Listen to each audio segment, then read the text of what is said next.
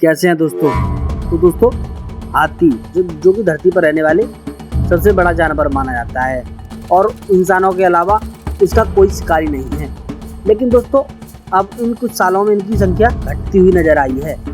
तो दोस्तों बात करते हैं इनके बारे में कि इसके पीछे का क्या राज है और इनकी संख्या कैसे घटती हुई दिखाई दे रही है। तो दोस्तों अफ्रीका में हाथियों की आबादी एक सदी पहले 12 मिलियन से घटकर लगभग 40 लाख रह गई है। तो दोस्तों हाल के कुछ वर्षों में अफ्रीका में हर साल कम से कम 20,000 हाथियों को उनके दांतों के लिए मार दिया जाता है। अफ्रीका में रहने वाले जो हाथी होते हैं वह सबसे ज़्यादा इनके लिए मारे जाते हैं। 2002 और 2011 के बीच इनकी आबादी में दोस्तों 62% की गिरावट आई है और उन्होंने अपने जो उनके रहने की सीमा है उन्होंने उसको 30% तक खो दिया है। 2007 और 2014 के बीच अफ्रीका में रहने वाले जो सावना के हाथी हैं वहाँ की उनकी संख्या उन हाथियों में 30% की गिरावट आई है। और दोस्तों यह गिरावट ये तक जारी रही है। तो दोस्तों यहाँ तक कि 2011 और 2015 के बीच इन हाथियों में 90% की दोस्तों गिरावट की तेजी आई है। आज अफ्रीकी हाथियों के लिए सबसे बड़ा खतरा दोस्तों उन्हें मारना है, जो उन्हें इलीगल तरीके से उनका शिकार करना और हाथी दांत का जो व्यापार होते हैं इलीगल तरीके से हाथी दांत के लिए उन्हें मारना, ये उन्हें सबसे ज़्यादा खतरे में डालते हैं।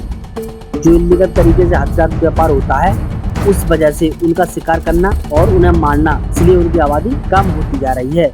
और दोस्तों जो हाथी वहाँ पर रहते हैं और उनके रहने का स्थान है वहाँ पर ही उनके लिए नुकसान पहुँच रहा है, इसलिए उनकी आबादी कम होती नजर आ रही है।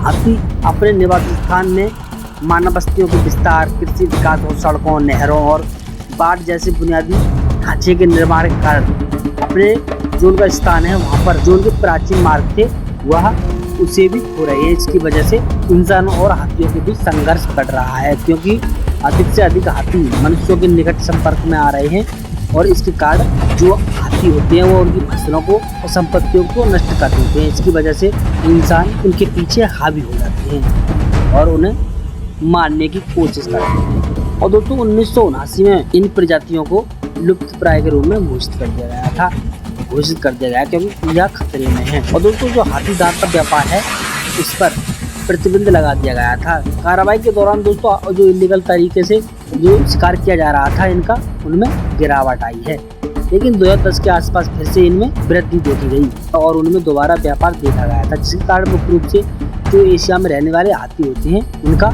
इलीगल तरीके से शिकार करना और उन्हें मारना, इन हाथियों की बात सामने आई थी कि इनको मारा जा रहा है। तो दोस्तों हांगकांग, थाईलैंड और अमेरिका, ब्रिटेन जैसे इन देशों में इन हाथी दांतों को बाजारों में इलीगल तरीके से व्यापार पर रोक लगाने के लिए सरकार इसे रोकने की कोशिश कर रही है, जो कि इलीगल तरीके से इनका व्यापार होता है।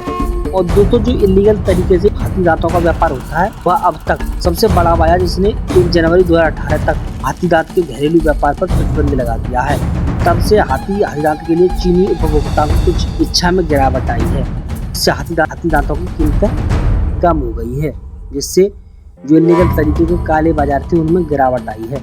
और दोस्तों पश्चिमी और मध्य अफ्रीका के साथ साथ तांजानिया और मोजाम्बिक जैसे कुछ अफ्रीकी देशों में अपने एशियाई और अफ्रीकी हाथियों के विपरीत सभी ने अपनी आबादी में अटके कमी का अनुभव किया है। नामीबिया, दक्षिण अफ्रीका और जिम्बाब्वे में कुछ प्रमुख आबादी स्तर बने हुए हैं और यह हाथी बढ़ रहे हैं। और दोस्तों अफ्रीकी हाथियों का 20% से भी कम निवास स्थान बचा है। एशिया में दोस्तों औसतन 70% जंगली हाथियों की आबादी जो उनके क्षेत्र हैं उनसे बाहर रहती है। और जो दक्षिण अफ्रीका में स्थित है वह दुनिया में सबसे बड़ा जमीनी संरक्षण क्षेत्र है। लगभग 2,25,000 हाथियों का वह घर माना है। इन हाथियों को घूमने की आज़ादी प्रदान करने के लिए इस स्थान को बनाए रखने के लिए सरकार काम कर रही है। तो दोस्तों मैं उम्मीद करता हूँ आपको पता चल गया होगा इन हाथियों के कुछ मज़ेदार फैक्टों के बारे में, किस तरह से इनमें कमी आ रही है और किस तरह से कम हो रहे हैं। दोस्तों यदि आपको यह हमारी वीडियो अच्छी लगे तो वीडियो को लाइक करें। मिलते हैं एक ऐसी वीडियो के साथ, जब तक के लिए नमस्कार।